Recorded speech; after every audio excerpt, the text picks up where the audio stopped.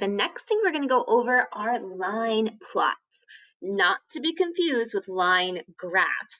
Line plots are also called dot plots or pictographs because they are a type of graph that include just that, right? Pictures or sometimes dots. What we have here in our graph are X's to represent the data that we have. So let's take a peek at what we've got. The example that we have here says the Empire State Building run-up may just be the world's wackiest race. Each year, racers of all ages scramble up 1,576 steps to the observatory deck on the 86th floor of the famous New York skyscraper. Look at the line plot, dot plot, pictograph. Look at the line plot to see how quickly the nimblest racers reach the top. Then answer the questions. Okay, so whenever we read a graph, we need to make sure that we read any information that came with it, like what I just read. We're going to read the title, and we're going to read any labels that we can, and we're also going to possibly look for a key as well. So here, let's identify the title. 2004 Empire State Building Run-Up. Finish times of the top 25 racers. The times are rounded to the nearest half minute.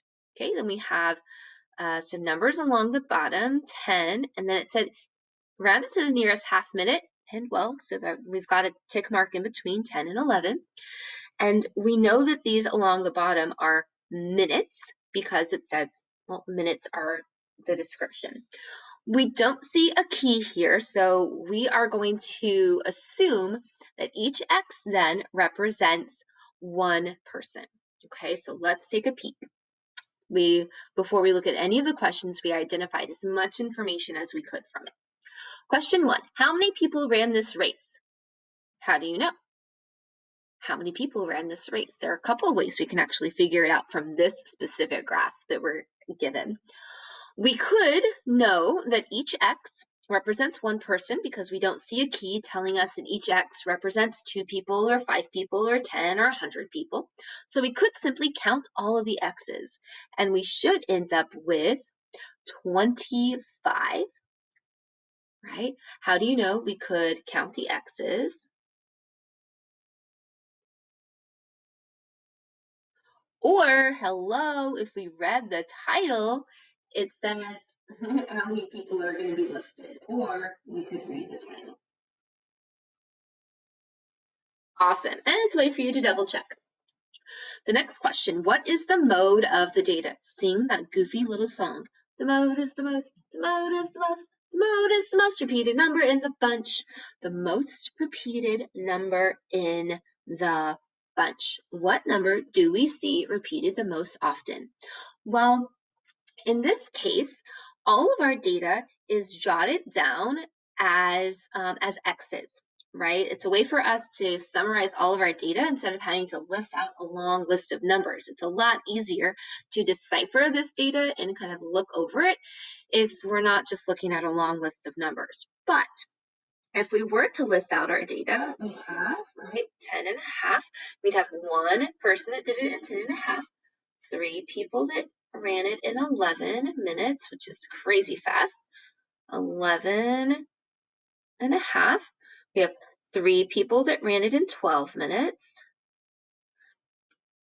3 people that did it in 12 and a half. 1, 2, 3, 4 people that did it in 13 minutes. We could list it all out, which is a strategy you could do at home, and that's why I'm showing you here. And then we'll talk about another strategy. And then we have 1, 2, 3, 4, 5, 6, 7, wow, 8 people that ran it in 13.5. Wow, 13.5, 13 and 5/10, 13 and a half. How many is that? 1, 2, 3, 4, 5, 6. Oh, so close. 13 and a half, 13 and a half, and then 2 people that ran it in 14. Okay, so that's all of our data listed at. Which number appears the most? Now, Some people would say 8 because they counted 8. But if we said that 8 appeared the most in our data, you guys, did 8 ever appear in our data? No, the lowest number is even just 10 and a half. These 8 people represent 13 and a half. So 13 and a half appears the most often. So we could either list out our data to see it, or in a dot plot, in a line plot, in a pictograph, it's the tallest section, right? How do we know it had the most X's in this case? Okay, let's take a peek at our next one. I'm gonna grab a new color for this one. How many racers finished in 13 minutes or less? So that means we include 13 and anything less than 13. So we want any of this stuff. So count them up. 1, 2, 3, 4, 5, 6, 7, 8, 9, 10, 11, 12, 13, 14, 15. I got 15. And that looks about right. The next question is, what is the median of the data? What is the median of the data? I'm going to grab a new color for this one. Remember, the median is the number in the middle, right? Median is the line down the middle of a road. Median, medium is in the middle of a small and a large. So what's nice about our line plot is that it's already all organized from least to greatest. And if we wrote down all of our data from our graph, we also already have it all aligned least from greatest. I'm going to show you how to use your actual graph to solve for your median. Because remember, it's all about taking a high and then a low. Take a high and then a low.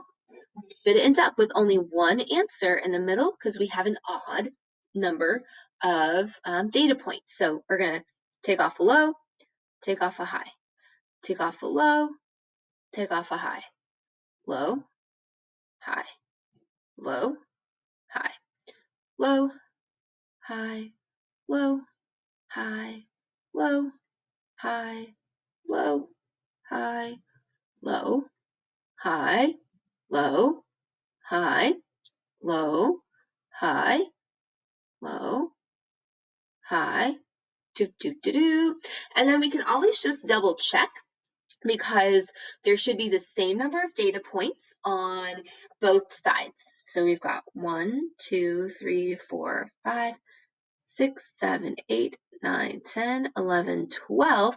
And remember, there's going to be the same number of data points on both sides of this number in the middle because it's just that, the number in the middle. 1, 2, 3, 4, 5, 6, 7, 8, 9, 10, 11, 12. All right, it's always a good idea to check because can sometimes just get a little messy. And that X represents 13 minutes, right? And we could say we marked off low and high. Okay. We have a line plot that is also called a dot plot. It's where we're going to use pictures, and we can also, expand it and jot down all of our data if you feel like that's something that is going to help you.